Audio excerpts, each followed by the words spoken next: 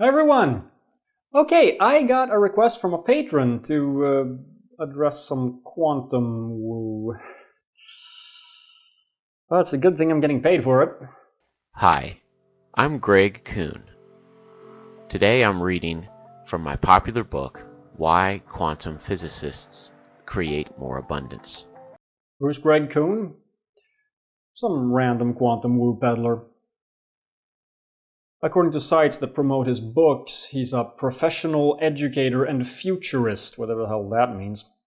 Well, I'm also a professional educator, but if I'm going to talk about physics, I like to point out that I'm actually a physics teacher. It kind of matters, because English teachers generally haven't studied physics. So I decided to find out, and I went to his LinkedIn page, and it turns out that he has a master's in education, much like myself, and he has a bachelor's in history. He also has a degree in educational leadership, and he works as an assistant principal. So nothing about physics there. He doesn't even list physics as one of his qualifications. So why is he writing a book about it? Woo, that's why. Who among us hasn't been entranced by the promises made by the law of attraction? Not me. The law of attraction, this idea that you tell the universe what you want by sending it signals through your behavior or something like that, it's complete new age feel-good bullshit. It's a deepity. It's true only in the sense that it's trivial, and it's profound only in the sense that it's false. To hear that you can attract the things you desire into your life is an amazing premise. Yeah, 1, I can teach you how to get anything you want. 2, buy my books. They're full of stupid, but you won't mind because you're stupid. 3, profit. Because stupid. Whatever your mind can conceive and believe, it can achieve. Sounds great, but no.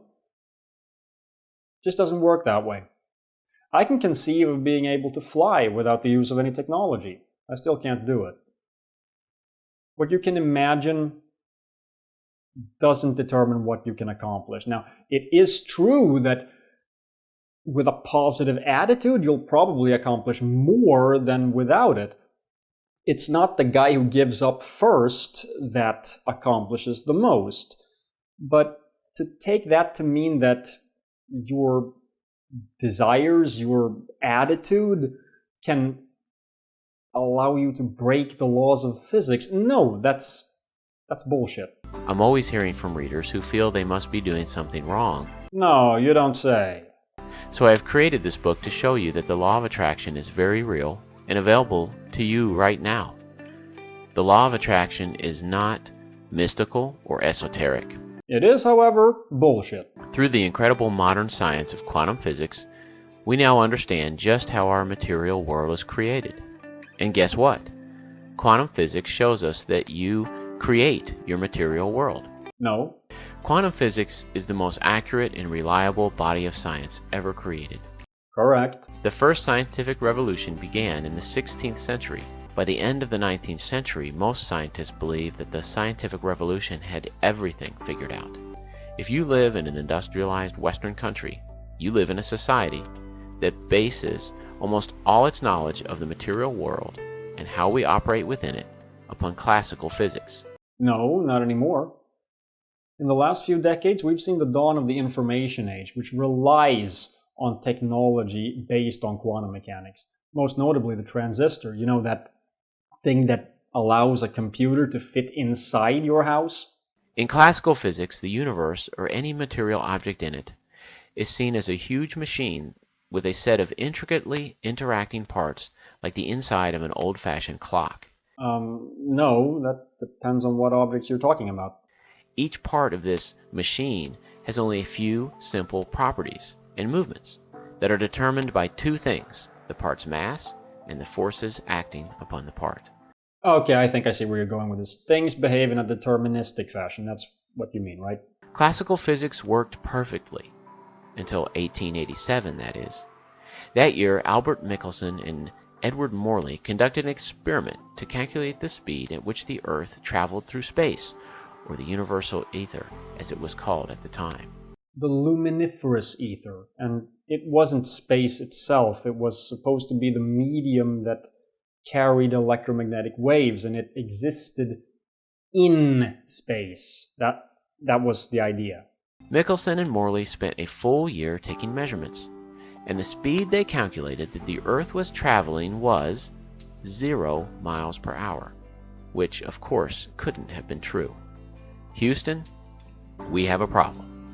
The Michelson and Morley experiment is now referred to as the most famous failed experiment of all time because it ushered into existence the science of quantum physics. Okay, so the discovery that the speed of light is the same for all observers, meaning that time has to slow down for a body in motion, ushered in the science of quantum mechanics. Okay, you're confusing quantum mechanics and relativity, and that's the physics equivalent of confusing a floor and a urinal. Now, you could say that it helped spark a paradigm shift that ultimately led to the development of quantum mechanics, but how about mentioning the ultraviolet catastrophe instead, which made Planck come up with the quantum hypothesis? Yeah, you haven't heard of that, have you? Scientists wanting to explain the results of those experiments, or that experiment, discovered that classical physics could not be applied accurately to those parts of our universe that can't be seen with the naked eye. Yeah, when you did research for your book, you clearly thought that visiting Wikipedia would be too much work. But when we examine the very tiny and the very large world, we need a different science to understand its properties. That science is quantum physics. You know, if you're going to write a book about a field of science, it helps if you know what it's actually about. The basic features of quantum physics are... I think I know. At sufficiently small scales, a lot of quantities in physics are quantized rather than continuous, and the behavior of nature is probabilistic, and waves and particles turn out to be just different expressions of the same... Yeah, this has nothing to do with what you're talking about, does it? 1. Living matter, or material reality, is made up of organic or unified wholes that are often greater than the sum of their parts. This concept is called holism, and it is the polar opposite of the machine metaphor of classical physics. 2. There is not necessarily a relationship between cause and effect. Action is not always caused by another force exerting itself. Yeah, that's a consequence of the probabilistic behavior. 3. The observer and the observed cannot be separated. The observer's observation and expectations become, literally, a part of what is being observed.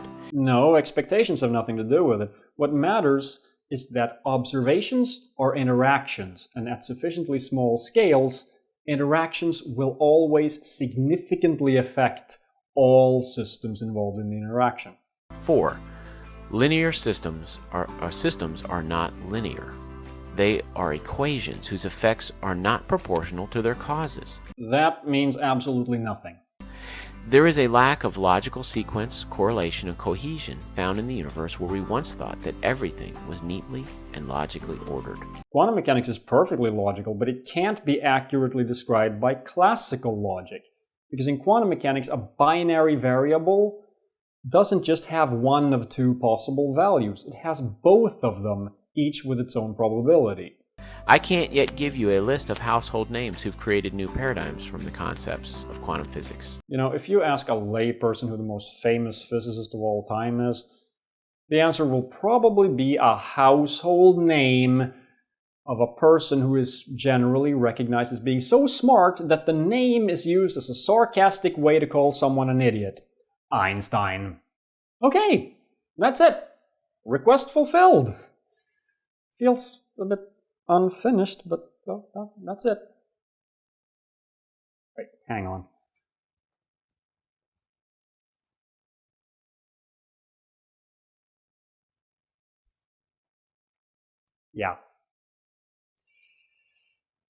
Yeah, that explains it. There's a part 2. and a part 3, and yeah. Well, thank the flying spaghetti monster, I only got paid to do one of them. See ya!